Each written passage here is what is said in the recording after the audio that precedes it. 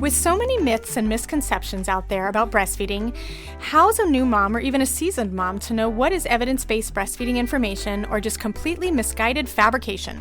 Today we continue our series, Breastfeeding Myths and Misconceptions, with this episode focusing on supply. Since this is one of my favorite topics, I will be your expert on this series because I just couldn't pass it up. So this is the Boob Group, episode 101. We're talking about breastfeeding myths and misconceptions about supply. Breast milk, it does a baby good. Silly daddy, boobs are for babies. I make milk. What's your superpower? If my breastfeeding offends you, put a blanket over your head. Dairy diva. Don't be lactose intolerant. Nursing nature's own breast enhancement. Meals on heels. Whoever said there's no use crying over spilled milk never had to pump. Breast milk. All udders are inferior. Whatever your point of view, we're here to support your breastfeeding goals. We're the Boob Group, because mothers know breast. Welcome to the Boob Group, broadcasting from the Birth Education Center of San Diego. The Boob Group is your weekly online on-the-go support group for all things related to breastfeeding. I'm your host, Robin Kaplan. I'm also an international board-certified lactation consultant and owner of the San Diego Breastfeeding Center. Have you signed up for our weekly newsletter yet? Best thing about it, you can have each new Boob Group episode delivered straight to your inbox every week. That way you will never miss your next favorite episode, so sign up today on our website. Today, I am joined by three lovely panelists in the studio. Ladies, will you please introduce yourselves? I'm Stacey Spenceley. I'm 31 years old. I am a certified holistic health coach, and I have one son who is 14 months old. All right. And I'm Chelsea Powell, and I am 27. Sorry, I had to think. I'm used to saying things in months. And, I work as an administrator, and I have one son who is 11 months. I was just thinking, I can't believe he's going to be a year old. Holy cow. Okay. Oh, my gosh. And our next lovely panelist. My name is Angela Cable. I'm 31. I'm a Montessori teacher.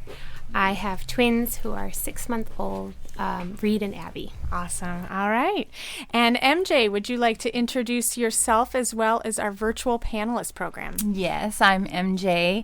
I am 37. My son is going to be 3 in June. We are still nursing, and besides being a staying-at-home mom, I get to have the honor of producing this show and helping other moms.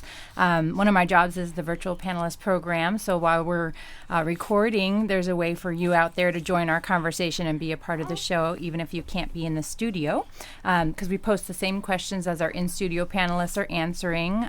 So it's a way to share your experience, your opinions, or give tips. Moms are engaging and supporting each other with tips and advice and just empathy. Just nice to know that you're not alone. And we may even read your comment while we record. It's kind of a sneak preview of our show before it releases. We'll post tips and info as our experts give it. And it's really just an extension of our show supporting each other. So check out theboobgroup.com under the community tab for more info on the VP program and possible perks for participation. All right. Thanks, MJ. Yes.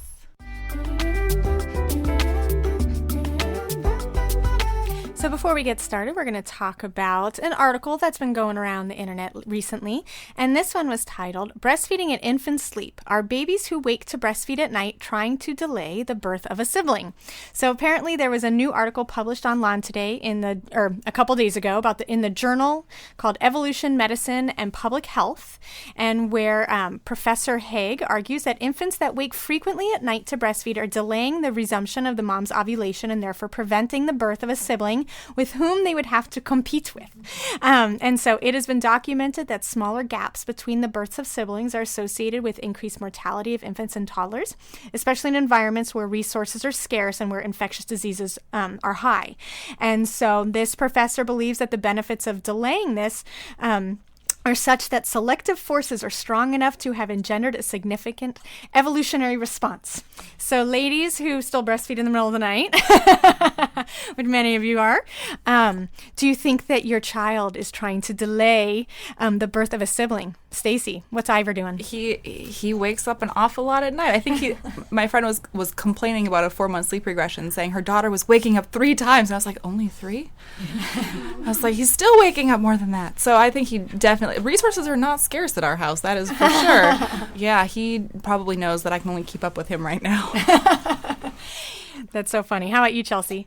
I I think there's so many factors in all of that, and to say like something just so blatantly, I don't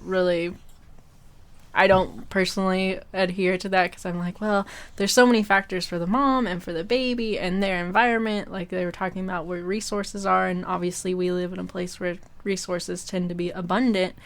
And I just think it kind of probably depends on the baby and what the baby's going through and the mom. And I know something you've talked before about, and we'll probably talk about today, is in regards to breastfeeding, has to do with the storage capacity for moms too, which would definitely affect that, and might not be the baby thinking like, oh, I'm trying to, keep a sibling from coming, but the baby's just like, I want milk.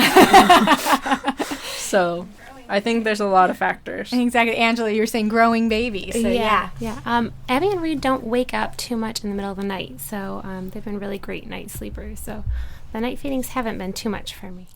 But they still are nursing a lot, though. Yes. Otherwise, all right, cool. Well, thanks, ladies. I thought that was an interesting article, and I would be very curious to read the research that was behind it, because I kind of just think babies like to eat in the middle of the night as well. So they want their mom. I always just say that my son is really concerned that he's been left under a bush for mountain lions, and so he wakes up a lot to double check that we haven't left him behind. Yeah, exactly. He's very, very concerned about that. Yeah, they just need some snuggles in the middle of the night sometimes. Exactly. Don't we all? We do. We do. All right, thanks, ladies.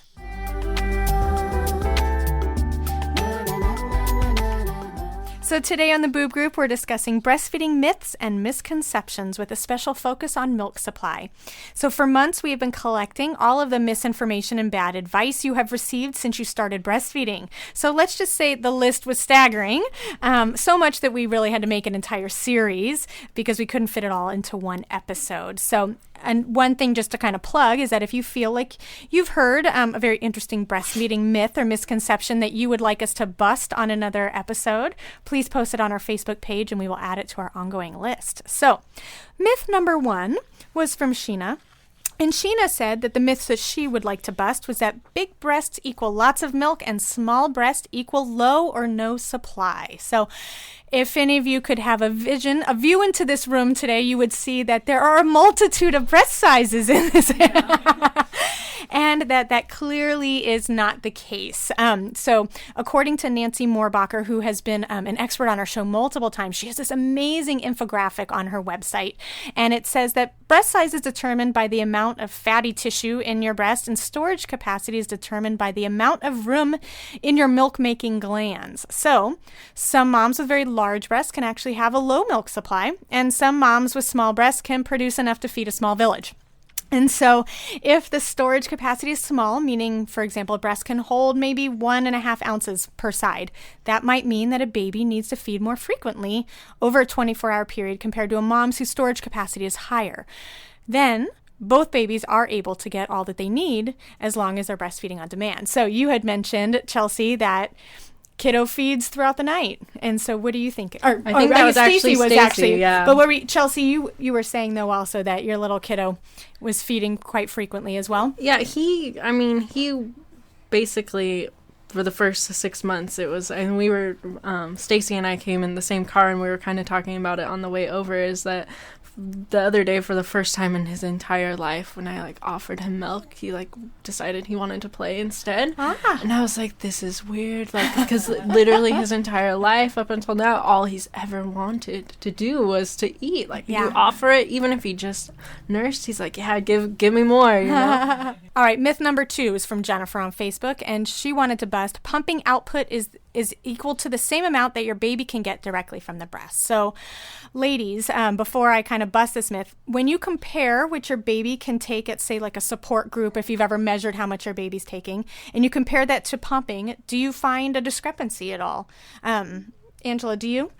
Well, actually, I'm not a big pumper at all. That's so okay. We're just completely exclusive breastfeeding. So that's awesome. But for the few times that I have had a lactation consultant out to the house, it's 5 or 6 ounces, pretty regular. So that's awesome. How about you, Stacey? Have you noticed a discrepancy in pumping compared to what your kiddo can take? Yes, but the opposite way is I actually have a raging oversupply, and so I have, in fact, I have been pumping nursing all day and then pumping an extra 18 ounces a day for most of the year. So he's definitely not eating that much. There was one growth spurt where I didn't have to pump for 3 days, and I was like, holy crap, kid. You were eating a lot of milk. But I mean, but if he takes a bottle, he only takes, 5 ounces max, and I'm pumping way more than 5 ounces at once. Yeah, so definitely a discrepancy. Absolutely. Have you noticed a discrepancy in all in your pumping output? For me, I think kind of what's going on in my life affects more of what I can get pumping versus like if you're sitting there with your kid, it's a little bit different. Your stress level kind of changes. Absolutely. Usually when I pump about the exact amount that he would need if I was, away from him for that period of time for a bottle. But I do know for sure if I only try to pump one side, not a drop will come. I have to double pump or nothing, and obviously he, can only eat from one side at a time, so it's not the same. Yeah, absolutely. So, and to kind of bust that myth, so most moms will actually pump less than what their babies can take out while breastfeeding.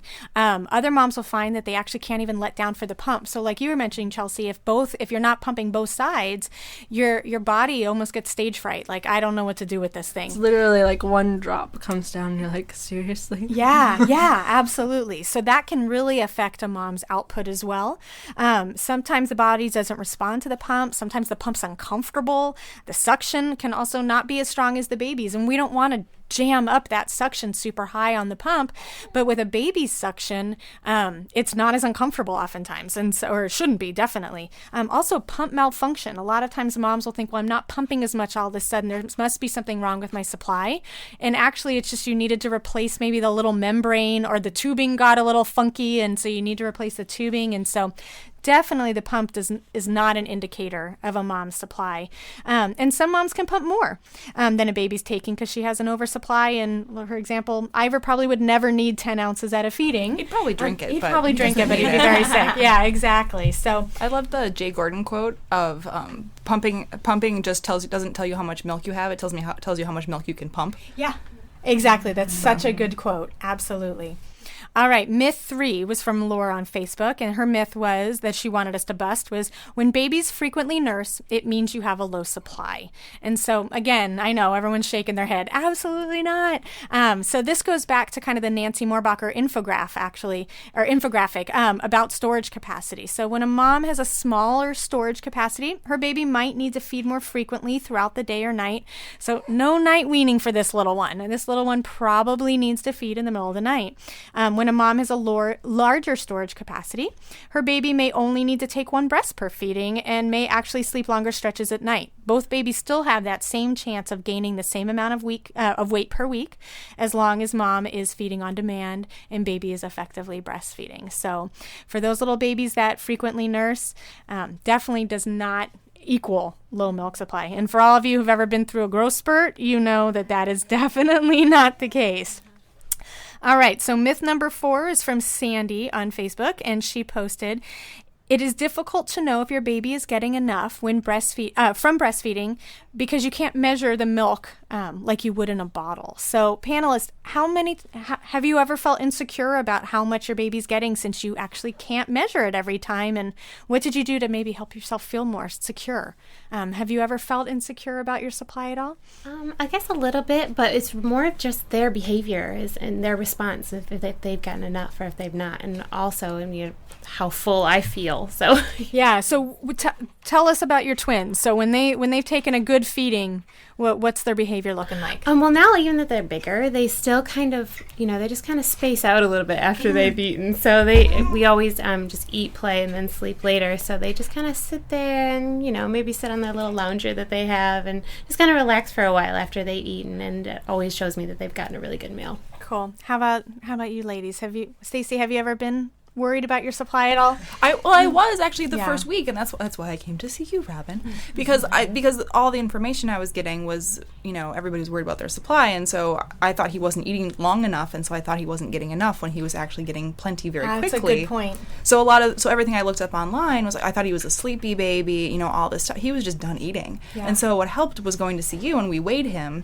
and then you can see how much he ate, Yeah. at least approximately. And so then, that was really helpful. And then I also went to your breastfeeding support group for a very long time, and he didn't nurse at it after he was 4 months old because he was too distracted. Yeah. But then I could at least see about how much he was taking in. Yeah, absolutely. How about you, Chelsea? Yeah, I think for me early on, I was concerned about it because I was just concerned about it all in general because we had a rough start and he had he wasn't losing weight, but he had that like period of time there where he kind of mystified you in the fact that he was like, when we weighed him after he nursed, he had gotten enough and he had the diapers, like the things that you're supposed to have, but he just wasn't quite like gaining. He wasn't working quite hard enough to like get past a certain point. And so at that time, I was kind of worried about it because I'm like, what's happening?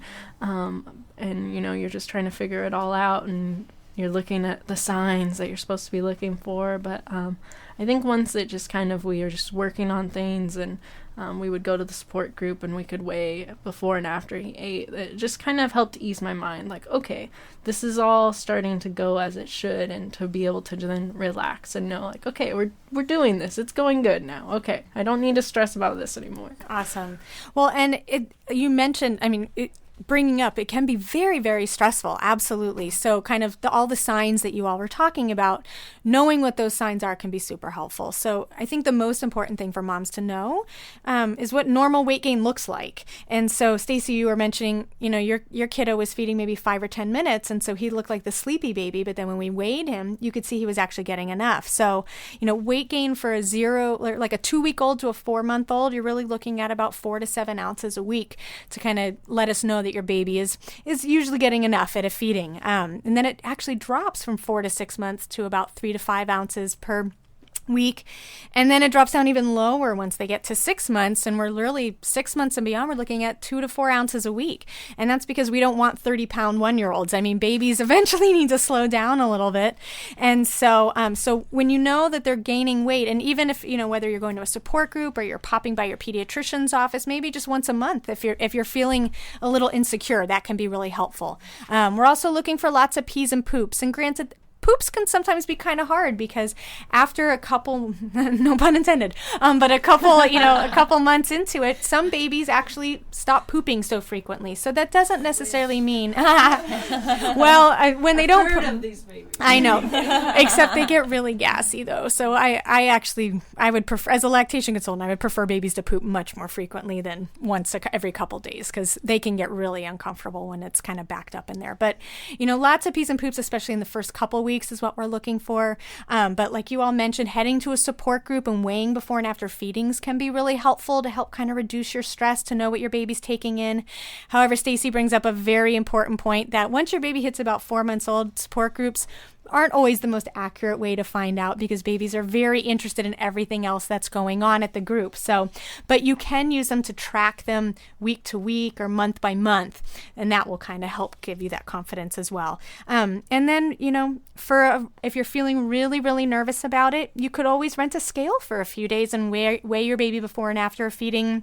The scales at places like Babies R Us and Target that you can purchase yourself are not really accurate enough to do the weigh, feed, and weigh again. You really need something that like a lactation consultant would have, or most pediatricians' offices would have these more digital ones. But they can be helpful for trending week to week if you wanted to purchase one. So again, if you're not near a support group or you don't have the time to go to one, you could use these to kind of trend and see how baby's doing. So, and then if breastfeeding hasn't been going well, if breastfeeding has been going well, you can look at, your baby's behavior, just like Angela was saying. Like a well-fed baby who suddenly isn't eating enough will often protest and get frustrated. So if you're getting those really calm babies, still kind of milk drunk even, at 6 months old, there's a good chance that baby's taken enough. So. All right, and our last myth before we jump to a break, myth number 5 is from Ashley on Facebook, and this is what she wanted busted. If you have an efficiently nursing baby, your supply should always meet his or her need. And so this is a really difficult one. For moms who have a low supply due to, for example, insufficient glandular tissue or hypoplasia, thyroid conditions, endocrine conditions, autoimmune disorders, history of breast surgery, just to name a few, sometimes mom's supply has a really difficult time reaching baby's need, even if the baby has the most effective suck ever. And so obviously the more effective a baby's suck, the better mom's supply will be regardless of any situation. So it's always worth it to make an attempt to help baby to become more effective if possible. But we also have to take a look at mom's medical history, physical anatomy, to see whether she has the capability to bring in that full supply to meet her absolute baby's need. We also have a ton of boob group episodes about this topic where moms describe doing everything possible, ranging from taking herbs. Some moms will take prescription medication, pumping and supplementing at the breast, and those who are still unable to bring in a full milk supply. So you can always check out our other episodes on this topic. But the main thing I like to focus on is that every drop of breast milk is hugely significant to a baby's well-being and immune system. So even if a mom is needing to supplement, every bit that she's able to give her baby is super, super important. So, all right. Well, when we come back, we will continue to discuss all of these myths and misconceptions. So we will be right back.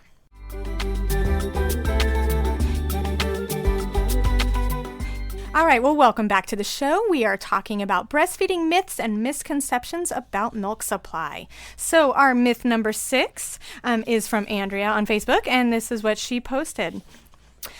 When breasts are no longer engorged, that it means that I am not making enough milk. Ladies, have you ever felt that you are not engorged or not full and you put your baby on or babies on and all of a sudden the gulping is just crazy incessant? So yeah, Angela, when have you noticed this before? All the time. I mean, yeah, every day. I mean, usually that early afternoon feeding where I'm like, oh, are you sure it's time to eat? Okay. And then I put them on and it's a huge letdown. Like, awesome. I know. I just love that. I mean, sometimes you just have no idea what your breasts are capable of doing. Chelsea, how about you? Have you noticed that? Yeah, all the time. I mean, I think I only get engorged now, really, if he's slept a lot longer at night than he normally does. Mm-hmm. Then I wake up and I'm kind of like, oh. But otherwise, throughout the day, it's like, oh, okay. Yeah. How about you, Stacey? I think when he was about 3 or 4 months old, I knew I had enough milk, but it was just weird because it's like, are you hungry? I can't tell. Mm-hmm. Like, you have to tell me that you're hungry instead of because I would have to wake him up at night to feed him because I'd be so engorged. And so when I didn't get engorged all the time, it was just like, it was weird. Yeah, like something was wrong. I mean, he was still gaining okay, so I wasn't super nervous, but it still was just a weird feeling. Yeah, absolutely. MJ, one of our virtual panelists, wanted to share something. Yeah, so I didn't post all of the myths, but I picked, I think about 6 of them. And so this one, Vana Castro said, I didn't know this was false. I'm glad it got posted. Past 2 days mine have not been big or hard like they have been in the beginning. She's going on 3 months now of exclusively breastfeeding. She's not stressing over it anymore. And also Jamie, I'm going to butcher your name, I'm sorry, Katalafu.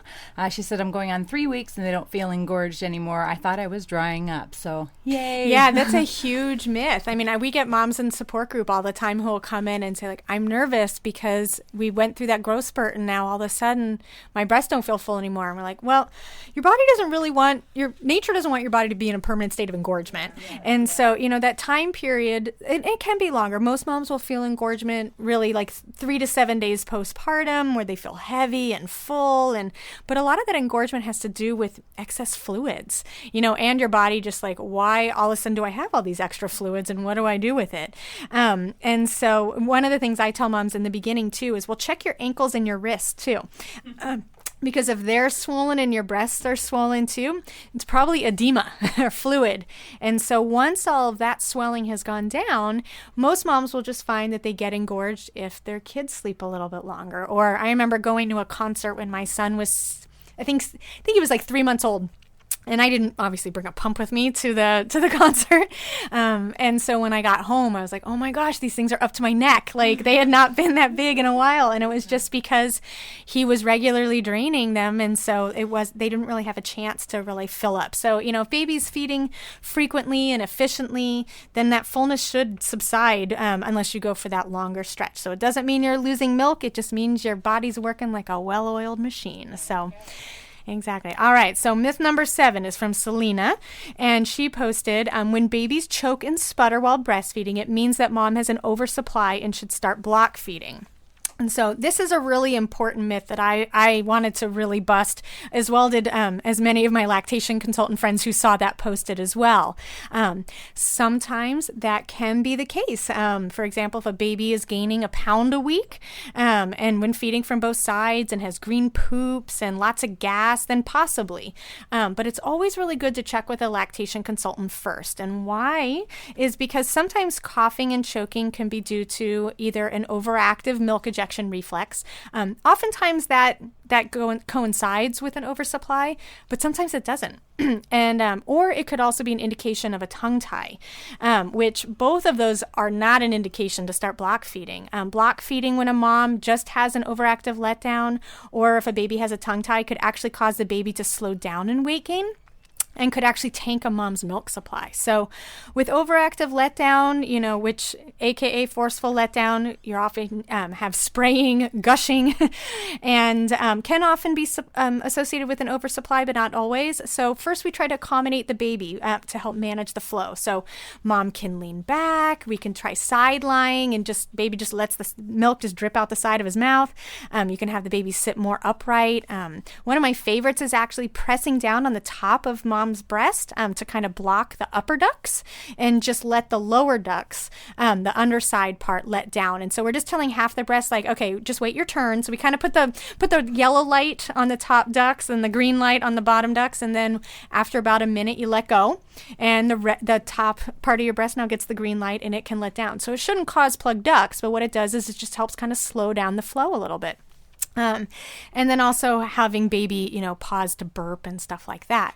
Tongue ties can often sound like a mom has an oversupply with all that coughing and sputtering and choking, but really baby's having a challenging time keeping up with the flow, even if it's not that fast. And so these babies take in a ton of air, seem super gassy, puff off frequently while feeding, drop milk maybe out of the sides of their mouth sometimes, but that's not usually because there's an excessive amount of milk, because baby's actually not gaining an excessive amount of weight either. So block feeding would actually crash this mom's milk supply. So it's always good to know what's the cause of all the coughing and sputtering and not just to immediately assume it's an oversupply.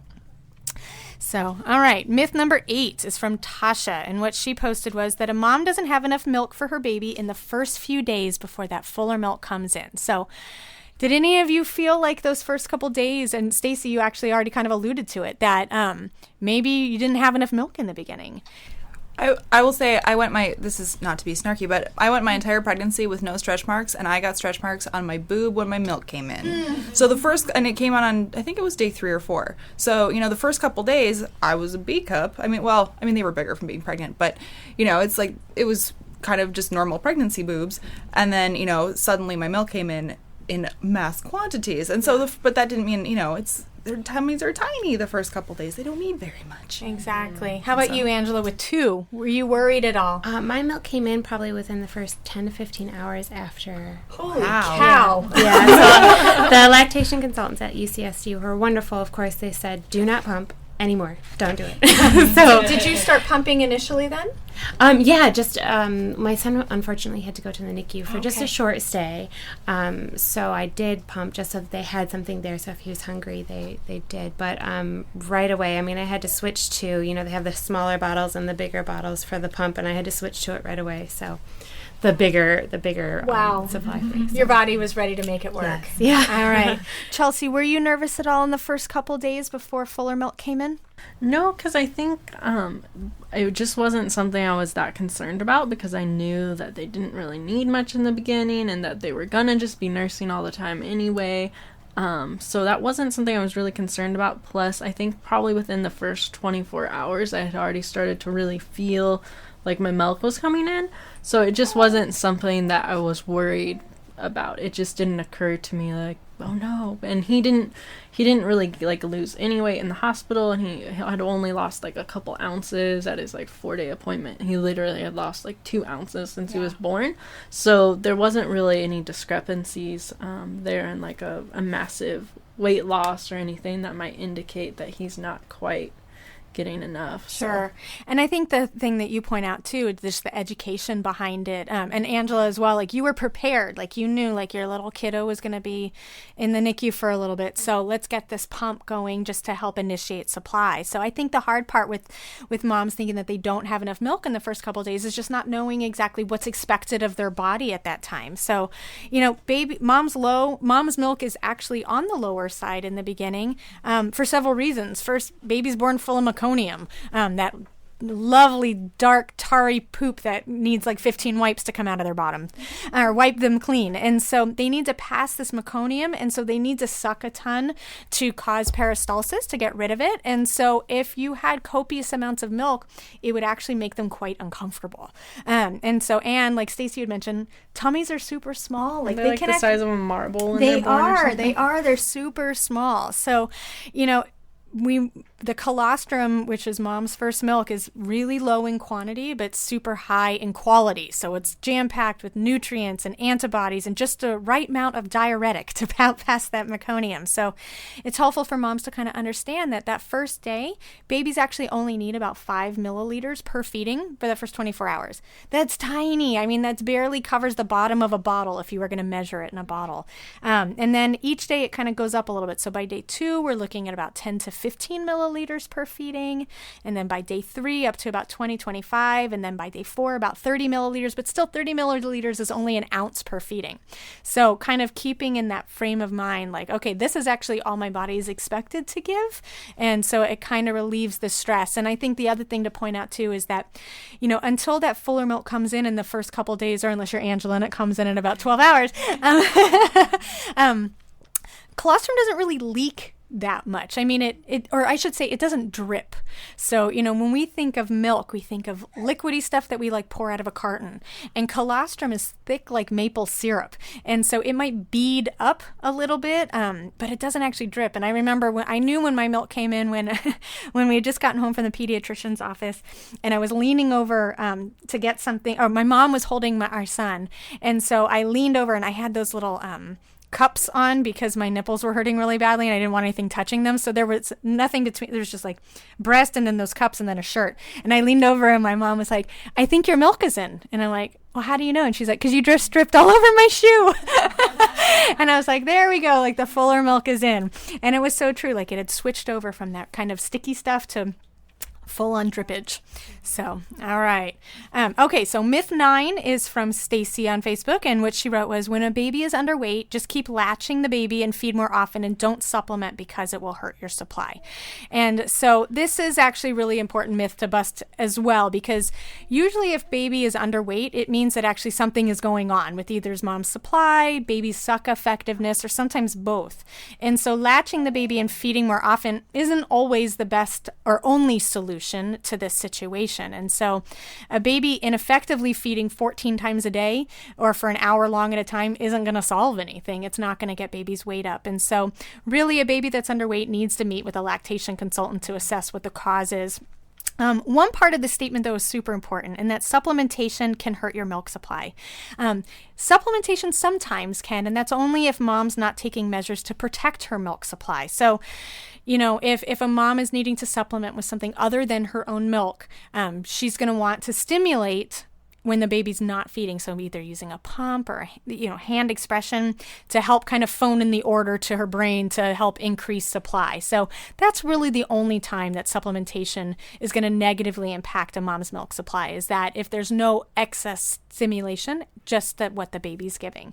So, and then sometimes, making sure that baby's suck is effective, possibly doing some extra pumping, some herbs, sometimes some medication is necessary.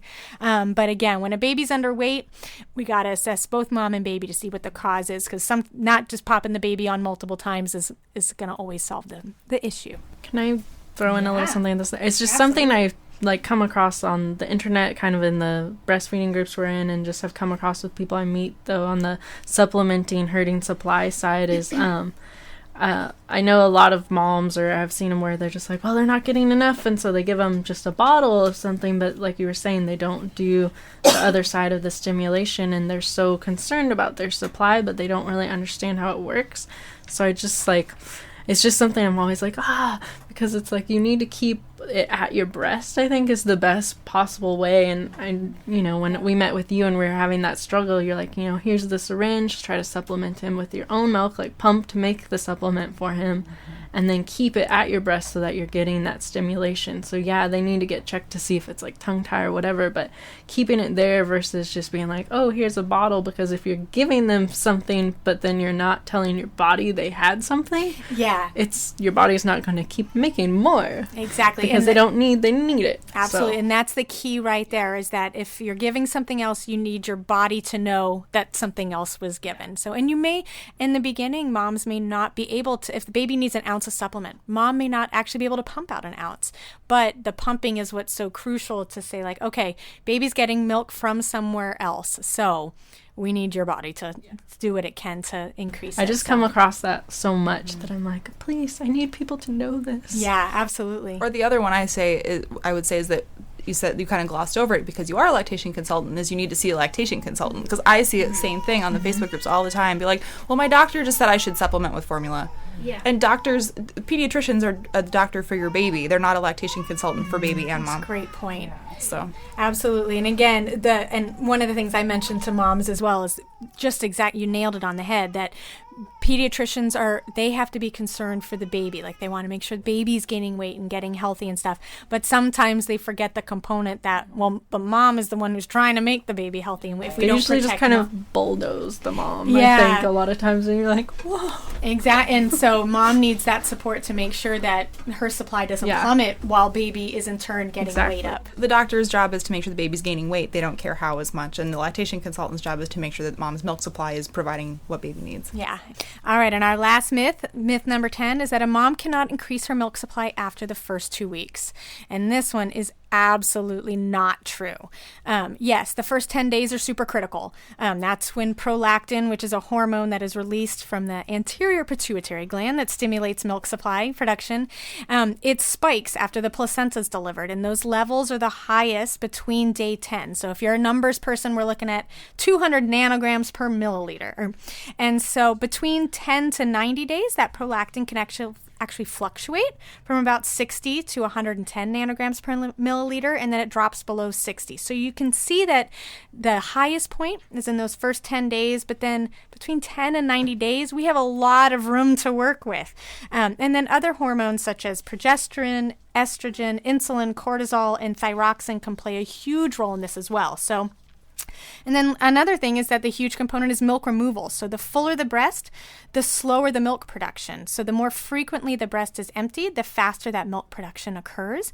So if a mom needs to increase her supply after a baby's 2 weeks old, she should really meet with a knowledgeable lactation consultant, again, to assess baby suck effectiveness and mom's medical history. We've had several episodes on the Boob Group that talk about the topic of low milk supply and tests that can be done to check hormone levels as a way to increase mom's supply, as well as with extra stimulation, herbs, and medication if necessary. So again, first 2 weeks are important, but they are not the end-all be-all to increasing a mom's supply. So it's a great myth I love to bust all the time. So that is the end of our show. Thank you so much to our panelists for joining in on this conversation about breastfeeding myths and misconceptions about supply. It's always fun bantering with you guys and hearing about all of your advice as well. And for our Boob Group Club members, our conversation will continue after the end of the show, as we will discuss myth number 11 from Melanie, which is, if I'm not making enough milk in the beginning and need to supplement, that I won't ever make enough milk. So we will be busting that myth for our Boob Group Club members.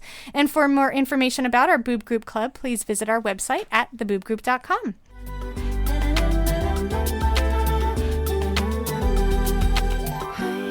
Here is a question from one of our listeners. This is from Jessie, and this is what she wrote.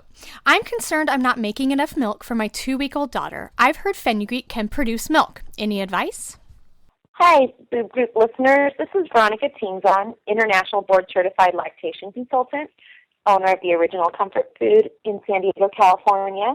Jessie, first of all, I don't treat you as a patient, so I don't know if you truly do not have enough milk or what may be going on. So first of all, the first thing I want to tell you is that you should be seeing a lactation consultant, whether it's at a breastfeeding support group, at a La Leche League meeting, or if you hire a lactation consultant personally, or if your doctor, pediatrician, or your hospital offers some type of lactation clinic services, you should take advantage of that.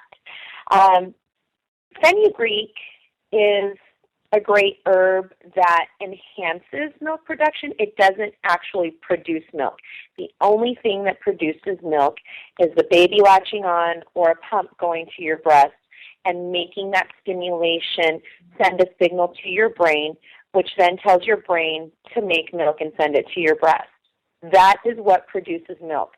Nothing else produces milk. And a lot of people have this misconception that doing this or doing that, eating this food, drinking this supplement, drinking more water produces milk. And that is a very, very erroneous assumption. So with that said, there are foods and herbs and things that do help with the production, much like if you were dieting and you were exercising and eating right, you can take pills that could perhaps help you shed that weight faster.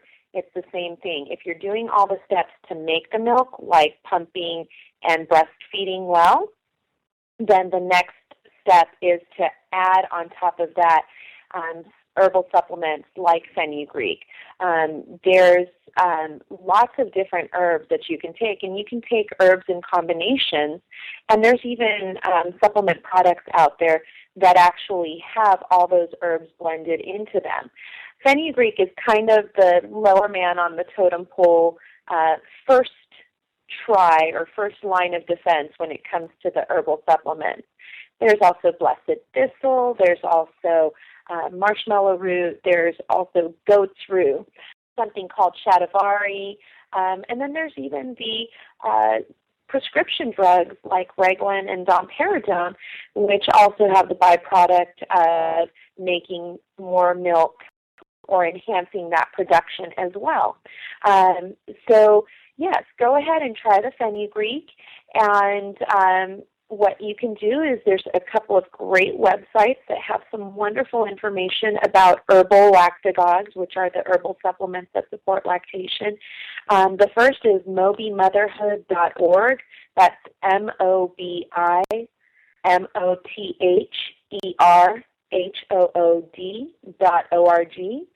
and lowmilksupply.org, lowmilksupply.org. These are two really great websites that can help you kind of decipher your way through which supplements you think might help you the best. It gives you some typical dosaging amounts, and it gives you a place to start on maybe kind of figuring out why it might be that you've got some lowered milk supply. But I really, really highly encourage you seeing a lactation consultant, because that's going to get you the best information faster than anything else. And the other thing, I do suggest that you do pump after you breastfeed during those waking hours and do some more stimulation to your breasts, and that is really going to give you a bigger kick. Don't worry about how much you're collecting. You're pumping for stimulation, not volume. I hope this helps. Thanks for calling. That wraps up our show for today. We appreciate you listening to the Boob Group. Don't forget to check out our sister show, Preggy Pals, for expecting parents, our show, Parent Savers, for moms and dads with newborns, infants, and toddlers, and our show, Twin Talks, for parents of multiples. Thanks for listening to the Boob Group, your judgment-free breastfeeding resource. This has been a New Mommy Media production. The information and material contained in this episode are presented for educational purposes only. Statements and opinions expressed in this episode are not necessarily those of New Mommy Media and should not be considered facts. While such information and materials are believed to be accurate, it is not intended to replace or substitute for professional medical advice or care, and should not be used for diagnosing or treating healthcare problem or disease or prescribing any medication. If you have questions or concerns regarding your physical or mental health or the health of your baby, please seek assistance from a qualified healthcare provider. New Mommy Media is expanding our lineup of shows for new and expecting parents. If you have an idea for a new series, or if you're a business or organization interested in joining our network of shows through a co-branded podcast, visit newmommymedia.com. Hey mamas, don't forget to check out Mighty Moms. It's our online community built for new moms just like you. Not only can you connect with other moms, but you can also join us backstage for special mom-only online events. And you'll also be notified when we're recording so you can join us as a special guest. Visit our website, newmommymedia.com, and click on the Mighty Moms banner. It's free. That's newmommymedia.com. See you there.